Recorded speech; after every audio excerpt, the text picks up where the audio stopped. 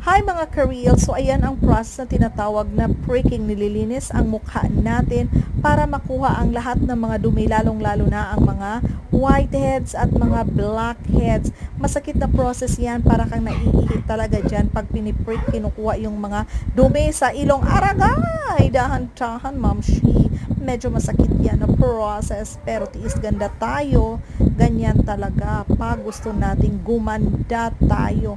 So kahit na masakit, ihing-ihi ka na, pigil mo pa rin.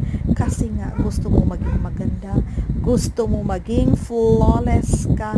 So ayan, paging maganda, magtiis ka. Ayan, it's a long process, pero okay lang yan. Kaya ko yan, titiisin ko yan sa ngalan ng pagpapaganda ng mukha ni Mom's Kidding. So kung sino pa dyan na gusto magpaganda, punta na kayo dito.